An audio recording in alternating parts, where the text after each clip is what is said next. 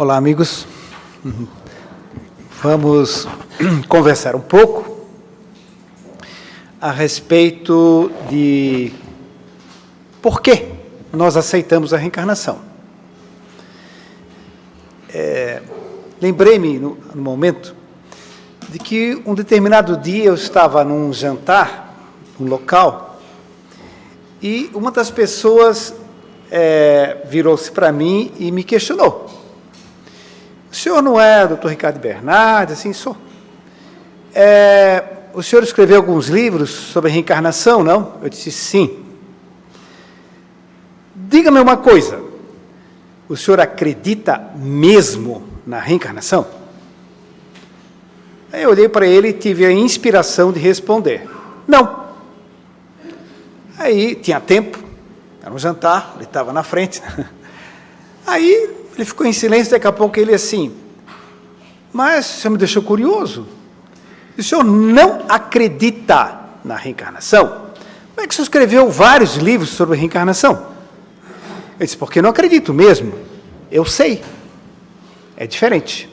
Eu conheço. Eu conheço as documentações científicas, as provas que existem de todos os gêneros possíveis e conforme as exigências que a pessoa tenha. Por isso, é um conhecimento que me dá uma base, não só a mim, mas todos que assim a aceitam, para aceitar que a reencarnação seja um fato. Ele disse, quer dizer que não é uma questão de crença? Se não, pode-se considerar que seja uma questão de crença como consequência de um conhecimento. Aí sim, eu acredito na reencarnação, nesse caso. Bom, então o senhor crê, considerando uma fé raciocinada, sim. Considerando uma fé cega, não aceitaria em hipótese alguma. Bom, aí a conversa continuou, né, evidentemente. Mas a grande questão é essa. Existem provas da reencarnação? Existem evidências, fatos, documentos, indícios claros que nos permitam aceitar que exista a reencarnação?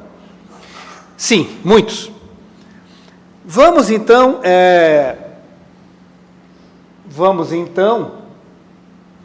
lembrar-nos primeiramente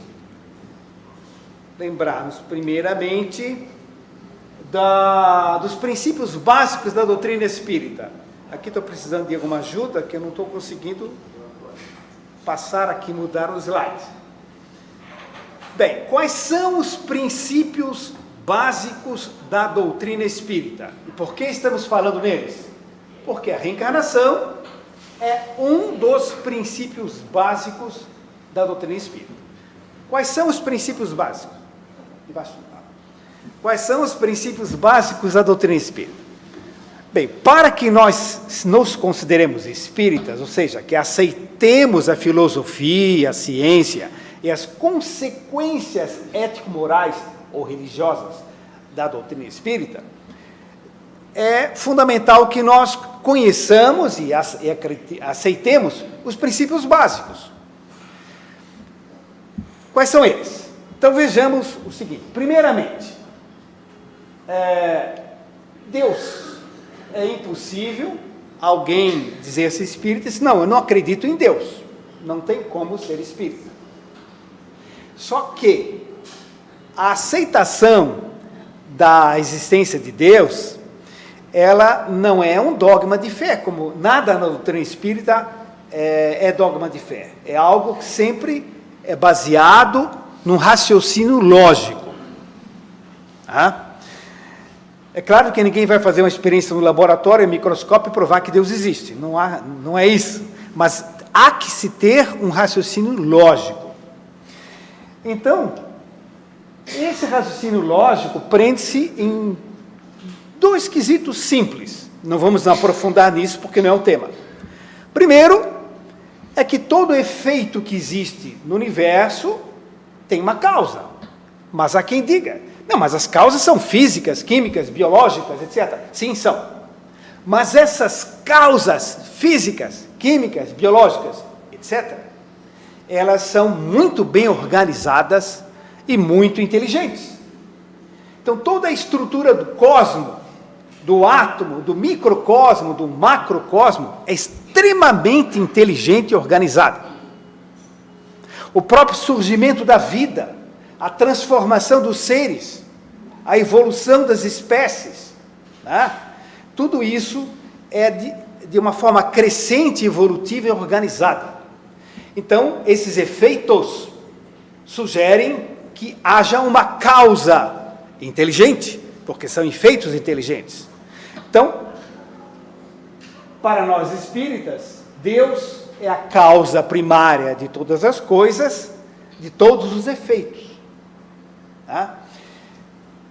Outro raciocínio simples para aceitarmos que exista Deus é a constatação que dentro de todos nós existe um instinto forte, intenso, pulsante de que existe Deus.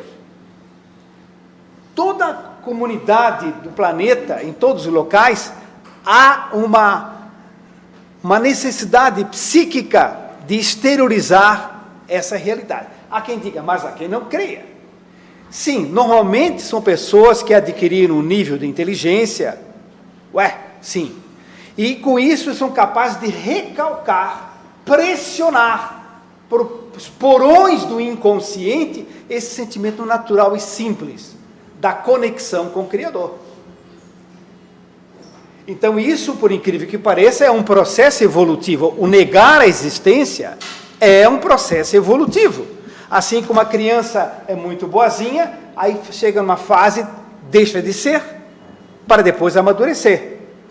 Então esse processo da negação é um processo de transição para uma aceitação clara e inteligente depois. Pode não ser nessa encarnação, ou em 2 ou 3, mas é inexorável, porque esse instinto é verdadeiro, é intenso, e todos os povos acreditam, exteriorizam de alguma forma. Bem, o princípio básico segundo é a existência da alma. Nós não temos uma alma, nós não temos um espírito, nós somos uma alma, nós somos um espírito que estamos transitando nesse astro, já estivemos em outros e iremos para outros, nos milhões e milhões ou bilhões de anos. Então somos seres, somos espíritos em processo evolutivo constante e eterno. Sobrevivemos, ou seja, a vida continua após a morte, não existe morte, só biológica, certo? Todos nós tivemos muitas vidas, que são as reencarnações. A mediunidade é outro princípio básico da doutrina espírita, certo? Não há como ser espírita não acreditar que existe espírito, que eles não possam se comunicar, tá? Então é outro princípio básico da doutrina espírita. Aliás, as pessoas dizem, eu não sei se sou espírita, eu acho que sou de tal religião. Aí ele pergunta, faz 10, 15 perguntas sobre outra religião, ele não aceita nada. Aceita que existe Adão e Eva, que se confessando, Deus perdoa o pecado, que tem o inferno, enfim, faz as 15 perguntas todas clássicas, ele não aceita nenhuma. Você acredita que existe espírito? Acredito. Acredita que ele possa se comunicar? Não sei bem, mas acredito. Acredita que pode ter outras vidas? Acredito. Como é que você pode ser de outra religião? Você não é de outra religião, você pensa que é, entende? Mas não há nenhum problema, né? Todos são bem-vindos. Mas é interessante conhecer quais são os princípios básicos da doutrina espírita, porque não tem outras religiões, assim, dessas mais tradicionais, né, que aceitam esses princípios. Bem, pluralidade dos mundos habitados. Disse Jesus, na casa do Pai há muitas moradas. Na casa do Pai há muitas moradas. Essas moradas, muitas, não é céu, inferno e purgatório, muitas moradas. Então significa que existem milhares ou milhões de astros habitados no universo. Aliás, a pergunta 55 do Livro dos Espíritos fala que todos os astros do universo são habitados, todos os globos do universo. Claro que não vida de Volkswagen, né? nem nada disso. Mas vidas pré-humanas, pós-humanas, angelicais, a nível de seres, né, mais simples, mas todo o universo é habitado. Então, nós não somos únicos no universo. O universo não gira em torno da Terra, nem a Terra é o único local onde vivem espíritos. Reencarnação é o tema de hoje. Todos nós nascemos muitas vezes. E para quê? Popularmente, há uma concepção errada, equivocada. As pessoas, não, eu reencarno para pagar o pecado da vida passada. Isso é bobagem. A finalidade da reencarnação não é essa. Então qual é? É só uma. É seguir aquilo que Jesus disse. O que ele disse? Nenhuma das ovelhas se perderá. Ué, como é que pode nenhuma das ovelhas se perderá? Se você abre a página policial, você, meu Deus, o que aconteceu aqui? Esse indivíduo que fez isso e aquilo, ele não vai se perder como? Não, numa vida só não tem como, né? Ele vai ter as consequências, etc, etc.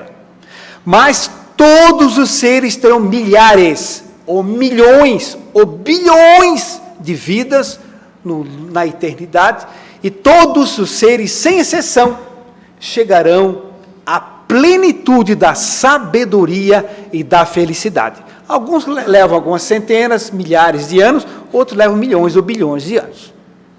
Porque todo ser criado por um ser perfeito tem um único destino, que é a perfeição. Só a reencarnação pode proporcionar isso. Senão, não é possível mesmo. Tá? Bem, então a finalidade da reencarnação é o 7º princípio básico da doutrina espírita, a evolução. Tudo evolui, tudo se transforma, tudo caminha em direção à perfeição, inclusive nós. Tá? Vamos às provas e às evidências. Primeira, hipnose. A pessoa hipnotizada, conduzida por uma pessoa especializada, pode servir para estudo, para pesquisa, claro, com consentimento, uma estrutura adequada, etc., para pesquisa de vidas passadas.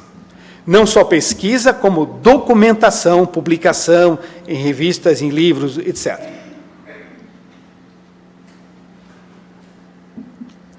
Na hipnose, ou no hipnotismo, costuma-se dar mês, ano, a data e o horário. Por exemplo, está ali o Pedro Antônio da Silva, não tem nenhuma semelhança aqui, né? Pedro Antônio da Silva, e o hipnotizador está dizendo, Pedro Antônio da Silva, você está em 1812, no dia 14 de maio, tá? 3 horas da tarde, onde você está? O indivíduo hipnotizado começa a descrever o local, a cidade, a rua, o trabalho, de onde está vindo, para onde está indo, com quem está morando, anota-se os endereços, locais, etc. E depois se pesquisa se realmente existiu aquele indivíduo com aquele nome, naquela rua, naquele país, etc. Bem, é claro que alguém pode argumentar, e com razão, que 1, 2, 3, 10, 50, 100 casos, pode ser tudo combinado e tal. Tá?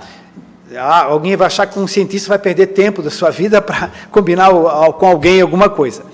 Mas, nesse sentido, mas são milhares de casos, e cientistas do mundo inteiro fazem isso. Então, nós temos, por exemplo, um famoso, que é um francês, Albert de Rochat, que publicou um livro, Les Vies Successives, e em português, as, né? Lá, les, francês, plural, as vidas sucessivas, ou seja, as vidas que sucedem, ou seja, as reencarnações. Então, Albert de Rochat, ele publicou um grande volume, né, de casos de pessoas hipnotizadas que retornam às vidas anteriores. Existem muitos e muitos outros cientistas que pesquisam nessa área e, por hipnotismo, documentam vidas passadas.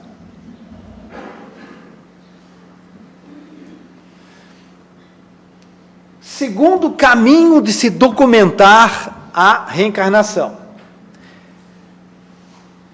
através da terapia de regressão às vidas passadas, que agora mudaram de nome para terapia regressiva vivências passadas. Por que mudaram? Porque essa denominação vidas passadas incomodava um pouco algumas pessoas, alguns grupos, alguns filósofos, alguns religiosos. A vida passada, parece que está falando em reencarnação, em religião, não, vivências passadas. Então, ficou terapia de regressiva a vivências passadas. E alguns interpretam como sendo em fantasias do inconsciente, a pessoa inventa aquilo e tal. Tá? Bom, a terapia de regressão às vidas passadas, ela existe desde o Egito Antigo. Muitos sacerdotes egípcios faziam isso, muitas outras civilizações faziam regressões. Tá? Existem níveis de estudo dentro do rosacrucianismo, por exemplo. Os Rosacruzes fazem durante do espelho as regressões de vidas anteriores, né? Alguns grupos fazem. Né? Bem, isso se faz ao longo da história, há muitos séculos. Né? Inclusive, eu trabalho com a minha esposa, a doutora Giovana, nós trabalhamos em consultório médico, não no centro espírita, trabalhamos em consultório médico para casos clínicos que precisam, bem claro isso, para nós tratarmos problemas que as pessoas têm, uma ansiedade, um pavor, um pânico e tal. Então, a gente acessa vidas anteriores, né, para tratamento. Por isso é terapia, não é curiosidade de regressão a vidas passadas, é terapia de regressão às vidas passadas. Certo? Bom, a diferença da hipnose clássica é que na hipnose o indivíduo pode ficar até dormindo. Na terapia de regressão às vidas passadas, o paciente está acordado, consciente o tempo todo.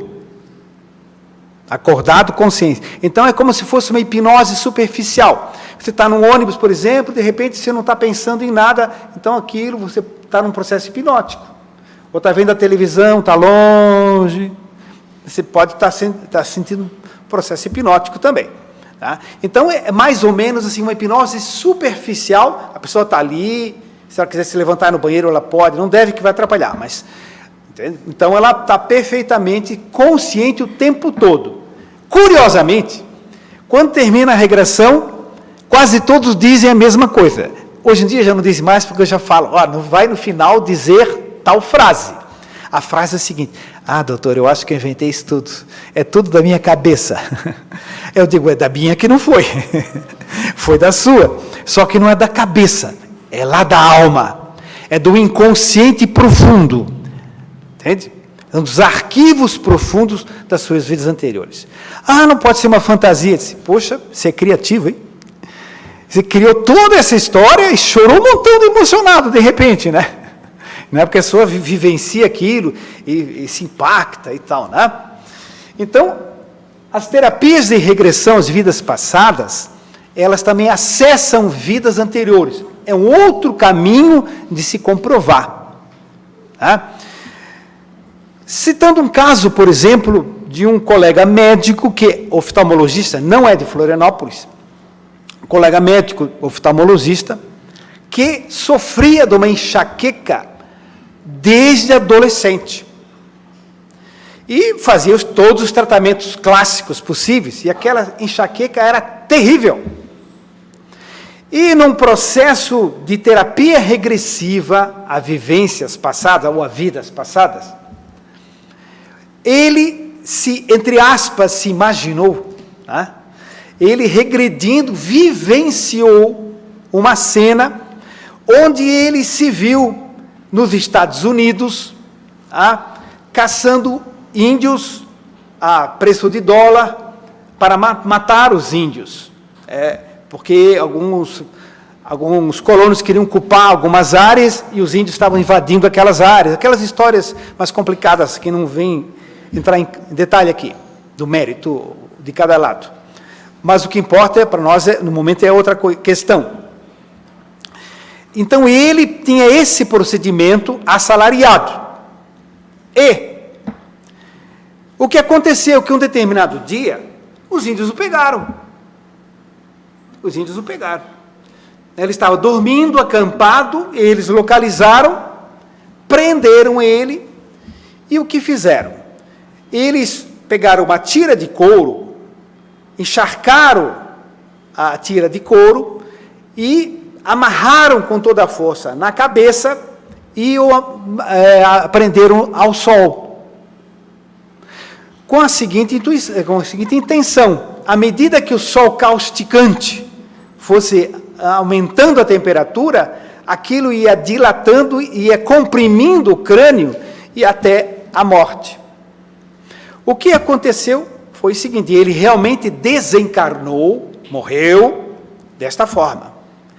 E o impacto das energias dele sobre o corpo espiritual, sobre o perispírito, foi tão violento que ele, nessa encarnação, ele tinha as enxaquecas quase incuráveis. E depois de tratamento, melhorou muito. Ainda tem, mas melhorou muito em intensidade e em frequência. Então, são exemplos, né? São exemplos clássicos, que tem vários livros aí, não só nos meus, mas tem vários livros de autores estrangeiros, que falam nas terapias de regressão às vidas passadas, né? Então, uma segunda forma de se comprovar ou de se evidenciar as vidas anteriores. Inclusive, há uma conexão clara para nós entendermos os problemas dessa vida, compreendendo as vidas anteriores, né? Lembrando sempre que não é por curiosidade, mas para tratamento. Bem, se aqui fosse o consciente, ou seja, o corpo, o cérebro, nós teríamos uma zona mais profunda, que seria o inconsciente desta vida. O que é o inconsciente dessa vida? Por exemplo, eu não me lembro o que eu fazia com 1 ano e 2 meses de idade, às 3 horas da tarde, de jeito nenhum. Mas, se eu for hipnotizado por um profissional sério e competente, pode ser, nem sempre, que eu vivencie detalhes da minha passagem com 1 ano e 2 meses.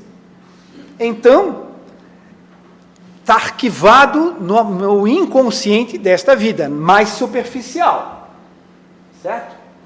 Agora, mais profundamente, tem uma região muito maior, que são os arquivos nossos das vidas anteriores. Então, por exemplo, um espírito se concentra e vai ditar um romance de uma vida sua em Roma, por exemplo, há 2000 anos, tá? Onde o Emmanuel começa. Às 2 horas da tarde, eu estava Lívia apoiada sobre o braço da cadeira, com um estofado verde, não sei mais o que, uma planta tal. Ele não se lembra disso, mas na hora que ele se concentra, ele acessa ali, né? E tudo isso vem à tona detalhadamente. Então, uma pessoa hipnotizada, às vezes, se consegue pegar detalhes da sua infância e da vida intrauterina. Por isso eu costumo falar muito em consultório, cuidado com o que falo com as crianças, desde a gestação. Ou que falam na frente das crianças. Ela não entende nada. Não entende, mas está tudo gravado. Quando eu faço a regressão, está lá. Mamãe disse para o papai, não sei o que, papai disse. E o cara de 2 metros lá, deitado ali, né? Papai disse que a mamãe é feia, né? E assim vai, né? Então está lá o trauma depois de relacionamento, no serviço, na autoconfiança e tudo mais.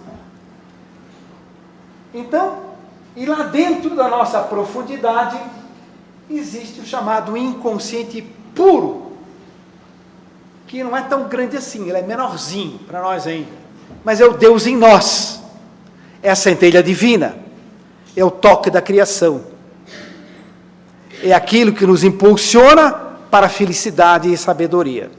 Bem, então é o seguinte, nós temos arquivos, arquétipos, que são registros de tudo que nós passamos nas vidas anteriores, que são trilhões, ou muito mais, está tudo gravado lá, só que está bloqueado, eu não me lembro, e só devo ter acesso para tratamento, bem conduzido, tá? Então, é isso que acontece, se lembram depois das vidas passadas. Aqui, um exemplo do Morris Neckerton, que escreveu um livro na Califórnia, Vidas Passadas em Terapia, que tem duplo sentido, né? Para quem compra o livro, Vidas Passadas em Terapia, ela faz terapia, né? Não, é Vidas Passadas em Terapia, tá? Não tem um sentido duplo, não sei que foi tão inteligente o autor, mas de qualquer forma o título é esse, atrai as duas correntes de interesse. Então, esse Henry Eichen era um indivíduo que tinha problema no casamento por ejaculação precoce, e na regressão ele foi um escravo reprodutor, que ele tinha que engravidar muitas escravas para aumentar o patrimônio do dono. Então, ele tinha que ter relações rápidas sob o chicote do feitor. Então, inconscientemente, se ele não fizesse a relação rápida, ele poderia sofrer ou morrer. Estava gravado no inconsciente dele. Depois superou o problema. Henry Eichen é um nome que não é o verdadeiro, para não expor a pessoa, né? Bem, nós temos barreiras do inconsciente, tá? Que prendem esses núcleos de lembranças de vidas passadas, e eles, quando se faz a expansão de consciência por uma prece, por um reiki, por um passe, em certas circunstâncias, por um tratamento energético mais demorado, às vezes com florais, com homeopatia, com outros processos, pode-se fazer expansão de consciência, tá? E o que ocorre é isso aqui, observem, expandindo, abrindo os canais, e os registros vêm à superfície das informações de vidas anteriores. Bem, vamos adiante e vamos para o terceiro tipo de comprovação de vidas passadas, de reencarnações. Primeiro é hipnotismo comum. Segundo, a terapia de vidas passadas. O terceiro é memória extracerebral, que tem um montão de outros sinônimos, paramemória, criptomnésia, enfim, não importa. Mas memória extracerebral vem do inglês, que é Extracerebral Memory, ECM, em português seria MEC, não é Ministério da Educação e Cultura, né? Mas, aqui, ó. E os russos chamam isso, porque o russo não tem muita preocupação com religião, né? Eles chamam isso de reencarnação sugestiva.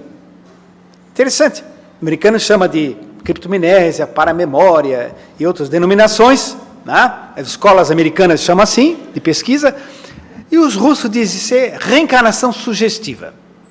O que é a paramemória? O que é a memória extracerebral? Bem, trata-se do seguinte. Bom, aqui tem alguns pesquisadores. Ian Stevenson, Universidade da Virgínia. Tem um livro dele em português aqui na Saraiva. Chama-se 20, em português, 20 casos sugestivos de reencarnação. Ele tinha 2.000 crianças. 2.000 crianças que ele pesquisou, tem fichário, na Universidade de Virgínia, nos Estados Unidos. Tá? Ele pegou 20 casos e publicou o livro, um livro bem grosso. Tá? O que é a memória cerebral?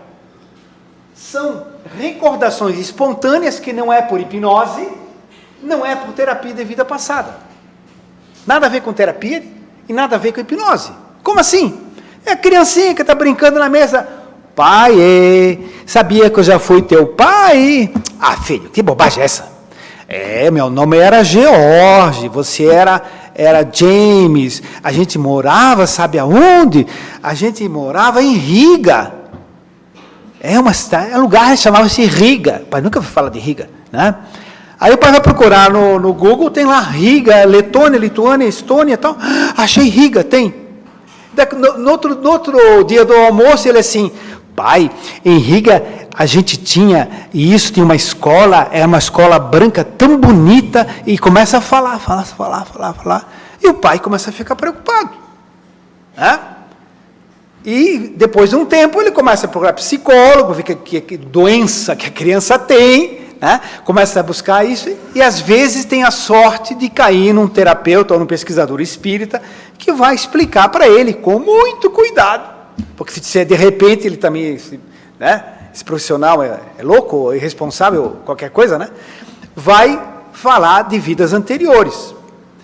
O que é que o Ian Stevenson fazia? Ele exclui fraude, primeira hipótese, sempre a pensar é fraude, mentira, né? Exclui fraude, exclui influência de literatura, de televisão, disso, ver que filme andou vendo, se alguma vez fui falar em Riga, ou coisa parecida, né? E por aí vai. Exclui todas as possibilidades, faz um rol de possibilidades, até colocar. Isso sugere que seja uma vida anterior. Né? Por isso ele publicou o livro 20 casos sugestivos de reencarnação, com muito cuidado, porque ele é um cientista. Né? Então a memória, olha, aqui, Vladimir Raikov, Universidade de Moscou. Gente, são cientistas de peso internacional. Né? Ramendras Nath Banerjee, esse é o cientista mais caprichoso de todos, mais exagerado nas pesquisas, a ponto de qualquer dúvida, rejeita o caso. Não trata, tal, mas não publica, rejeita o caso. Por qualquer coisinha que gere dúvida, ele elimina o caso. Aí os americanos, russos, ingleses, franceses, etc., alemães, falaram com ele assim, mas, Banerjee, por que você rejeita um caso tão interessante? Assim, porque eu sou hindu, sou indiano. E se o indiano for apresentar num congresso onde eles acham que a vaca é sagrada, não sei mais o que, caso de reencarnação, se não tiver uma documentação muito boa, eu não tenho o peso que vocês têm, apresentar isso nos grandes centros do mundo. Então, mas o cientista melhor para pegar os casos mais minuciosamente estudados é Ramendras Nath Banerjee, na Universidade de Rajastão, na Índia. Hernani Guimarães Andrade, esse eu conheci pessoalmente. Ele desencarnou já, da cidade de Bauru, São Paulo, publicou um livro dessa grossura chamado Reencarnação no Brasil. Eu perdi o meu, infelizmente. Tem que achar um novo. Né? Reencarnação no Brasil. Só casos de crianças brasileiras que se lembram detalhes de vidas anteriores. Né? Dá o nome de brinquedinho, a menina começa a falar na bâmbula. Mas o que é bâmbula? Bâmbula. Depois pesquisar no dicionário italiano, bâmbula é boneca, e assim por diante, né? E dá nome disso, daquilo, da rua, da igreja, não sei mais o quê. Depois vão os cartórios e confirmam. Então, memória esta cerebral são lembranças espontâneas de vidas anteriores, que se comprovam. Né? Então, é a terceira forma de se comprovar que existem várias vidas. Crianças que se recordam espontaneamente. O caso de William George é um caso do Canadá, de uma criança que estava brincando, a mãe pegou um relógio de uma gaveta, ela disse assim, mãe, esse relógio é meu. A mãe, não, esse é relógio do teu avô. É meu. E ele começou a dar detalhes sobre o relógio, ela ficou falando com um, falando com o outro e tal, e o menino começou a crescer, se lembrar detalhes da vida. Ele era o neto dele mesmo, porque o avô reencarnou muito rápido, certo? Muito rápido. Então, foi impressionante, né? Então, isso não é comum, geralmente é mais fácil bisavô ser bisavô dele mesmo, isso não é raro não, É até relativamente bem comum. Agora, avô é bem raro. Quarta maneira de se documentar a reencarnação, através dos estudos de parapsicologia que não está comprometida com nenhuma religião. O estudo da parapsicologia é totalmente isenta de preocupações religiosas. Bem, todo fenômeno paranormal, o que é paranormal? O que não é normal? Por exemplo, se esse copo sai voando, é contra a lei da gravidade. Não é normal, então é um fenômeno paranormal. É chamado também de fenômeno psi, ou paranormal. Então, eu capto o pensamento desse senhor aqui da frente, e, hipoteticamente, isso é um fenômeno telepático, é um fenômeno psi. Todos os fenômenos são chamados de psi, que não são normais, são paranormais, tá? E são subdivididos em vários grupos. Quando é de mente para mente, telepatia, por exemplo, tá? Quando é de mente para mente, é chamado psi-gama. Psi é uma letra grega e gama é outra letra grega. Por que eles deram esses nomes? Porque se começassem a usar nomes que não fossem neutros, podia tender psicologicamente para um lado, para outro, uma religião, para uma filosofia, para uma seita. Então, os cientistas colocam o nome de letra, porque psi é uma letra. Psi e gama são duas letras. Então, não tem envolvimento emocional com nada, nem compromisso com ninguém. Certo? Então, o fenômeno psi-gama é quando o fenômeno de mente para mente. Aí tem tipos, onde vamos chegar na reencarnação. Telepatia, captar pensamento. Clarividência, ler de olhos fechados. Ou ler, ou ver através da porta, através de parede. Isso é uma clarividência.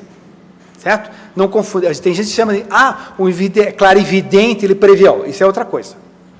Isso não é clarividência, isso é premonição ou pré-cognição. Isso aqui, premonição. Então, antes, né? Premonição é prever alguma coisa. E aqui está retrocognição. Retrocognição é justamente não prever o futuro, que tem uma explicação, tá? Na realidade, a pessoa não prevê o futuro, ela prevê a tendência. Ele errou. Não. Ele acertou. Não. Ele sentiu energeticamente a tendência disso. Por exemplo, você pode, um indivíduo que tem premonição paranormal, você se concentra e pede ajuda para ele, e digamos que seja uma pessoa bem próxima, né? Um parente de confiança, eu queria saber se eu vou passar no vestibular. Aí o indivíduo se concentra, percebe e vê ele recebendo a nota 2, 0, 1, etc. Entende? Né? Então ele disse, olha, estou vendo que vai ser uma batalha muito difícil para você. O que eu posso dizer apenas é isso. Tá? Agora, se ele disser você não vai passar, está errado. Porque depende do livre-arbítrio. Se ele estudar mais ou menos, pode mudar. Entende? Então, o nosso futuro não está traçado. Ele está pontuado, está tracejado. Posso preencher a linha ou não. Então, nós temos uma tendência para o futuro. Me lembro de um colega que estudava comigo, com 17 anos, que era espírita também, e ambos fizemos vestibular medicina, ele infelizmente não passou. Depois ele perguntou para o mentor espiritual dele na sessão mediúnica, chorando, eu não passei porque nessa reencarnação não era para ser médico. Comentou assim, não era nada disso, meu filho, simplesmente porque você não estudou. Entende? Tá? Então, quer dizer que essa questão do futuro traçado, nós temos que tomar cuidado com essas afirmações. Tá? A gente prevê a tendência. É quem está em cima da montanha, olha e vê um carro subindo, outro descendo, ele pode dizer o seguinte, e você não está vendo nada, você está embaixo. Ele diz assim, estou sentindo, estou prevendo que dentro de poucos minutos, um carro azul com um caminhão de tora, vai haver um grande choque e algumas pessoas vão morrer. Então, o caminhão vem em alta velocidade, o carro é pequenininho, tá? E o que acontece? O caminhão ele freia e para antes para pegar uma outra coisa do lado, e não acontece nada. Então, ele previu, ele sentiu corretamente a tendência, só que ele não devia informar. Aí o risco da pessoa constar em pessoas tal que preveem tendências e fazem afirmações, ou são acompanhadas de espíritos que não são tão inteligentes assim. Tá? Então, não é adequado. Então, a retrocognição é um fenômeno parapsicológico, paranormal, da pessoa vivenciar o seu passado, vidas anteriores. Então, existem pesquisas sobre isso também. É o quarto caminho de se chegar à documentação através dos laboratórios, das pesquisas da parapsicologia. Mudando um pouco. Quinta maneira de se evidenciar a reencarnação. Estudo dos gênios precoces. O que é um gênio precoce? Eu posso dizer que Einstein era um gênio, mas não era um gênio precoce. A não ser que não tenha informação, com 2, 3 anos já fazia cálculos incríveis e tal. Aí é um gênio precoce. Então, gênio precoce é um indivíduo dotado de genialidade desde pequenininho, desde criança, precocemente. Onde não teve estudo, não teve ensino, não teve nada, e ele já sabia tudo aquilo. Então, isso é um indício de um conhecimento que ele já traz de vidas anteriores. Né? Então, aqui Mozart, 4 anos compondo sonatas complexas. Pascal, 12 anos, escreve um livro de física sobre acústica, sobre ondas sonoras. Francis Bacon, não é Chico Toussaint, tá? Francis Bacon, com 15 anos, foi laureado advogado, oficialmente, porque ele conhecia as leis e as apresentava de uma forma com conhecimento profundo. E recebeu o título de advogado com 15 anos. Pepito Arriola, com 2 anos e meio, com o pezinho assim pendurado no piano, nos pedais, ele tocava sonatas e outras coisas de uma alta complexidade, com uma profundidade, com coração, com uma emoção profunda. Tocava para reis, rainhas, czares da Rússia. Entende? Pepito Arriola. O caso de Pepito Arriola foi apresentado num congresso de psicologia em Paris, em 1900, por Charles Richer, o descobridor do ectoplasma, que era espírita. Certo? Então, Pepito Arriola é um gênio precoce que não tem explicação pela genética, nem por nenhum outro mecanismo. Certo? Só a hipótese de vidas anteriores de trazer aquele conhecimento. Aí Rembrandt, Michelangelo, Erickson, vamos adiante em função do nosso tempo. Déjà vu, ou déjà vu. Aqui está o médico, aqui está a enfermeira. Na hora que vão fazer a cirurgia, ela vem substituir, se olham e tem um impacto, sem máscara, né? Tem um impacto. Diz assim, eu conheço a senhora da onde? Não sei, doutor, mas tive a mesma impressão que eu conheço o senhor da onde? Aí, não, eu formei aonde? Vim em Minas para cá. Ela disse, não, eu vim do Uruguai e tal. Nunca se encontraram em nenhum lugar. Você foi a algum congresso? Não, também não. Ia no congresso no Chile, eu ia para o Canadá. Mas a sensação foi muito forte, certo? E um conjunto de outras informações, depois, percepções, gostos, etc., tem aquela sensação que vai se tornando clara que já se conheciam. O déjà vu, ou déjà vu, em francês, né? O déjà vu, que é chato dizer esse francês, déjà vu, né? Mas que não é nem nenhum, né? Mas ele é a sensação de já ter visto uma pessoa ou um lugar, né? A pessoa chega no Coliseu Romano, coloca a mão nas paredes e chora emocionada e sente o ruído dos leões nas pedras. e de emoção chora. Né? E diz, já estive aqui. Aí eu perguntei, foi comida por lesões? Não, eu estava lá assistindo. Não é verdade? Muito bem, então essas coisas acontecem.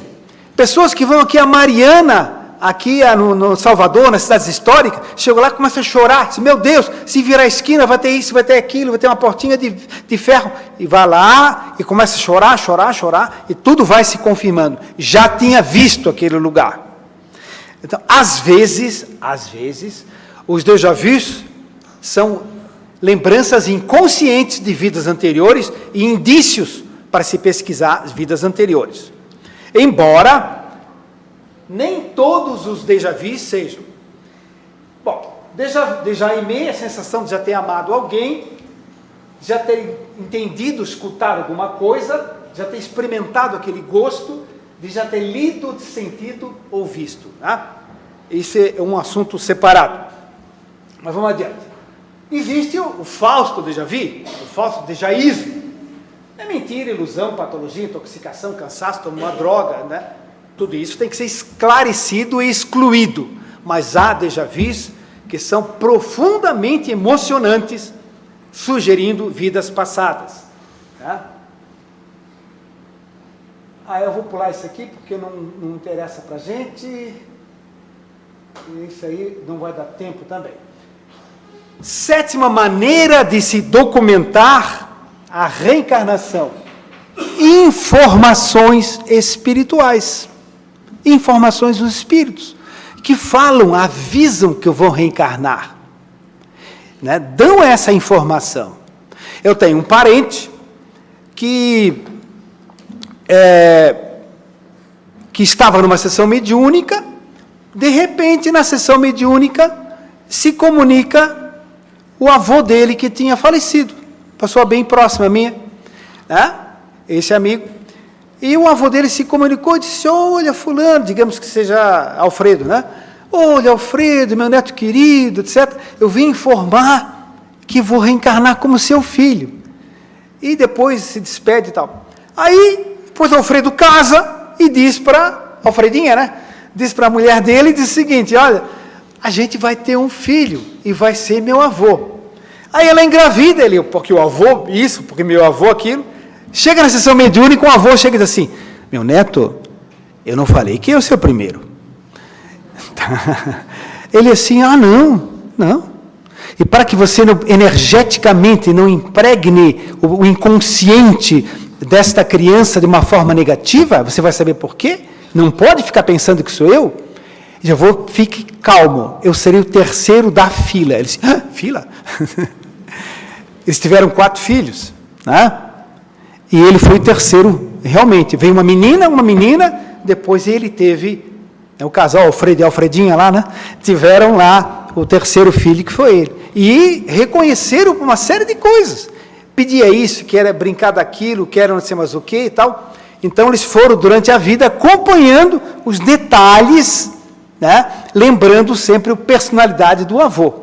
Né? E até hoje ele é meio rabugentinho, assim como o avô dele era também. Tá? Bem, então, mas isso é um exemplo assim, meio próximo. Existem exemplos mais importantes, mais clássicos na literatura, dos espíritos virem avisar que vão reencarnar e explicar sobre a reencarnação. Os espíritos explicam por que reencarnar, como reencarna. Eu trouxe um livrinho ali, trouxe poucos exemplares, Gestação, Sublime Intercâmbio, onde eu estudo todo o processo reencarnatório na gravidez, quem é filho de quem, por quê, as ligações, etc. Então, existem estudos sobre isso, feitos no mundo inteiro. Tá? Então, essas são instruções, explicações dadas pelo Espírito, que isso não aprende na faculdade, isso a gente vai aprender fora. Né? 8º, referências bíblicas. Porque tem gente que diz, não importa que é universidade, hipnose, regressão, não sei o quê, memória cerebral, mas não acredito nada, eu quero que seja na minha Bíblia aqui, onde é que tem capítulo, versículo tal, que fala que vai nascer de novo.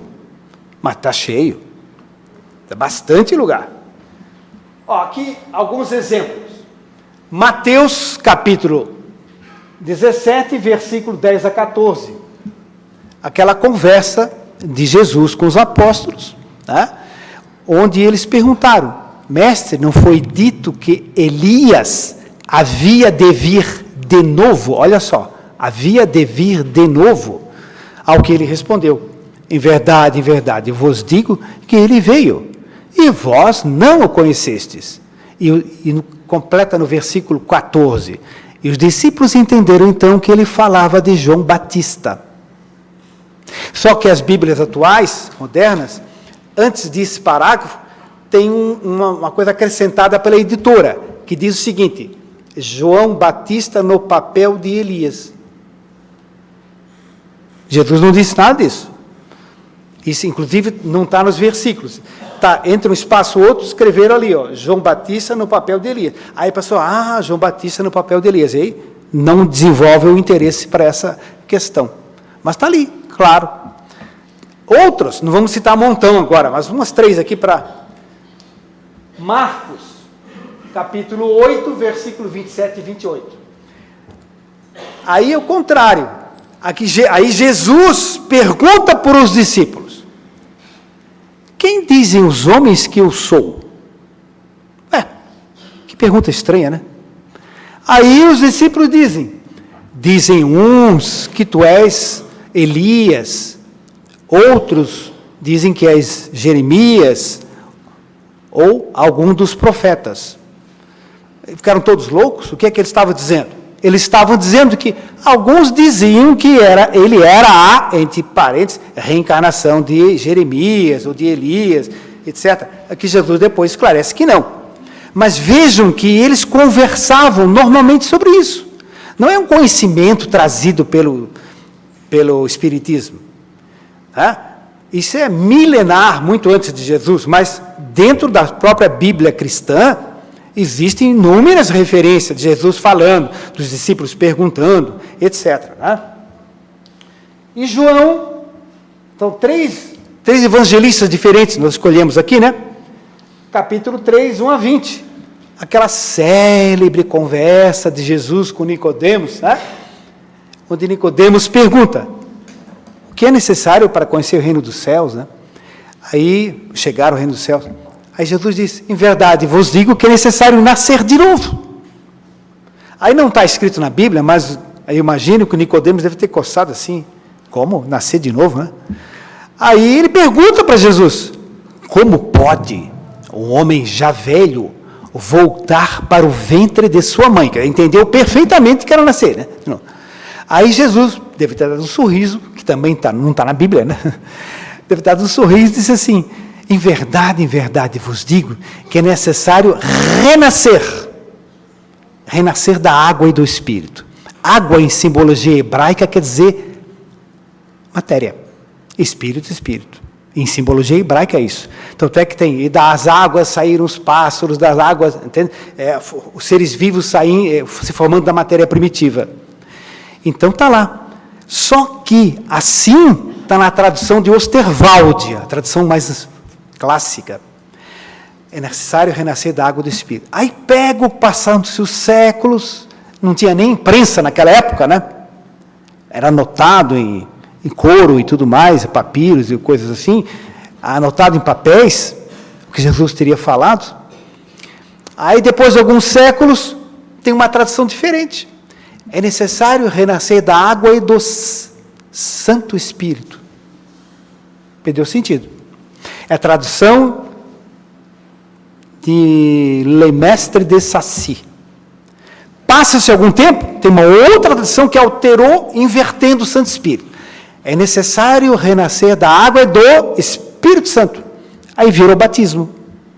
Então, era o simbólico, quer dizer, renascer de novo, quer dizer, batiza, renasce. É liquidado do texto. Se foi sem querer, se foi por querer, não importa. O importante é que ainda existe a tradução de Osterwalde que está lá. É necessário renascer. Enfim, tem muitas e muitas passagens do Velho Testamento também, a gente não vai ficar citando aqui, né? Obrigado.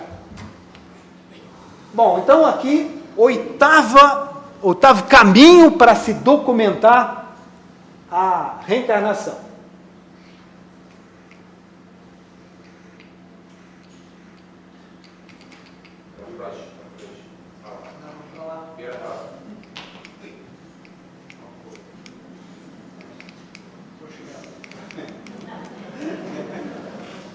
Vamos ver se alguém, assistência técnica, socorro, né? Bom, então vamos comentar aqui ainda o seguinte, seria o último, né? Vamos comentar aqui. Pode-se ainda colocar uma coisa interessante, Estatisticamente, seria o 9º caminho, a maior parte da população da Terra aceita a reencarnação. Você faz uma pesquisa e diz o seguinte: qual é a sua religião? É tal. Você acredita nisso? Não. Você acredita em reencarnação? Ah, acredito. Como é que pode ser a religião dele, que ele foi educado, não acredita em reencarnação, ele aceita? Sabe por quê? Está no inconsciente. Todos nós reencarnamos. Então, naturalmente, a pessoa tem essa tendência. Pode bloquear por vários fatores. Mas como é que se explicaria que a maior parte da população aceita? Né? Seria um outro caminho. Eu gosto muito desse outro item, 9º aqui, ó. Raciocínio lógico. Raciocínio lógico. Ou seja, uma prova filosófica. Deus é justo e sábio. Como é que se pode entender um Deus justo e sábio? Um casal de pessoas educadas, sérias, bondosas, trabalhadoras, responsáveis, tem um filho cheio de problemas físicos, emocionais, gravíssimos, sofrendo a vida inteira, tomando remédio para dor, um câncer terrível no cérebro e 1000 outras coisas, porque Deus quis. E é uma vida só. Não tem sentido. Não é lógico e não é compatível nem respeitoso com a ideia de um Deus sábio, justo, amoroso e inteligente. Então, a unicidade da vida, ela é ilógica, a menos que a pessoa não pense, aí vale tudo. Mas se for pensar um pouco, é totalmente ilógico. E a sequência e as explicações, os links com as vidas anteriores, nos faz compreender quem somos, de onde viemos, para onde vamos, né? E a finalidade da nossa vida.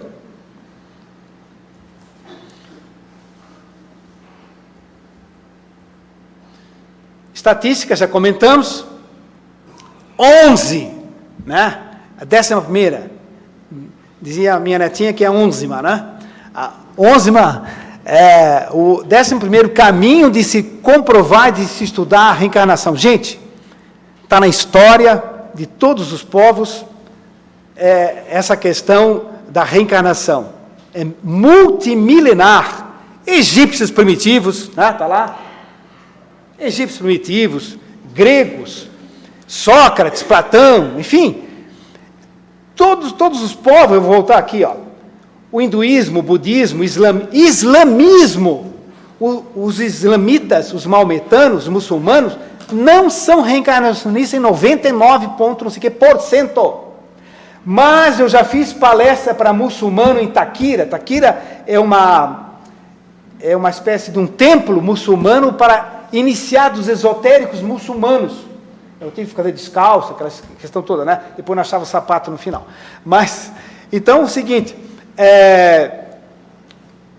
mostrando as suras, que são os capítulos e versículos, as suras do Alcorão, por exemplo, a sura 2.28, fala lá em renascer. Existem várias suras do Corão falando sobre várias vidas, né, que Alá te faz renascer e tudo mais, tu morrerás, voltarás a viver. Está cheio no Alcorão. Não é só no Alcorão, todos os livros sagrados têm. Na Torá dos israelitas tem. É só pesquisar.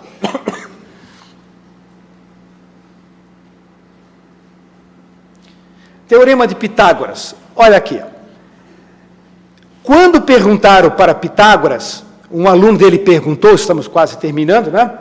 Perguntou o seguinte: mestre, pode nos dizer alguma coisa sobre o destino? Pitágoras era filósofo também, além de matemático. Ele disse, né? Vou acelerar um pouquinho aqui.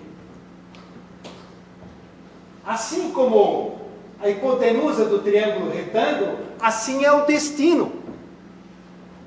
Como assim, professor? Como assim? Bem, destino depende de dois outros fatores: leis naturais e livre-arbítrio. Ele usou o termo livre disposição das vontades, que é livre-arbítrio. Em vez de leis naturais, ele falou lei dos deuses. Então, em função das leis naturais, na nossa linguagem, da lei de Deus e do livre-arbítrio, é que nós construímos o nosso destino. Então, aí um aluno perguntou, mas como o livre-arbítrio está no cateto maior do triângulo, tendo maior peso no destino do que as leis de Deus? E Pitágoras disse, claro, porque as leis de Deus são imutáveis e perfeitas, e você muda a cada momento o teu pensamento, a tua atitude. Então, o teu livre-arbítrio, você é responsável pelo teu destino. Não é Deus que fez isso. Não foi Deus que criou isso. Você é que semeou e colheu em função das vidas anteriores. Porque Pitágoras era reencarnacionista. Então, assim é o destino. E aí um aluno perguntou, mas, rindo, é ao quadrado também, professor? E o Pitágoras falou sim, porque as leis naturais se desdobram nesse plano e depois da morte, no plano dos deuses, da outra dimensão. E o livre-arbítrio também aqui e lá no plano espiritual, porque você às vezes tem possibilidade de escolher, às vezes. Tá? Então vejam que essas questões já eram discutidas e estudadas 450 anos antes de Cristo. Imagina o espírito, quem é hoje, né? O espiritual.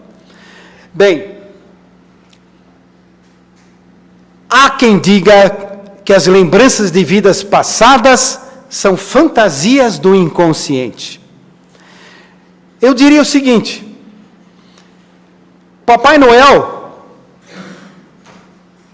é uma figura lendária que traz no saco ali um presente qualquer que a criança imagina. Há pessoas que imaginam o inconsciente como um saco de presente do Papai Noel. Pode tirar de lá tudo que você possa imaginar do mundo e do universo. Né? E que essas lembranças todas são memórias genéticas. Gente, já dei aula de genética, não tem gene, coisíssima nenhuma para essas coisas. Não existe isso. Tá? Então, na realidade,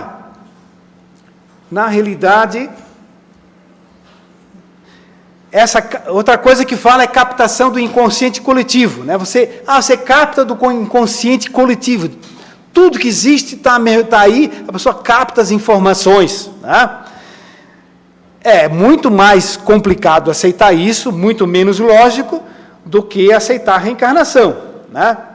E por último, encerrando, amai os inimigos, é aquela questão de como entender que seja possível cumprir a palavra do nosso Mestre Jesus, que nos disse, amai os inimigos.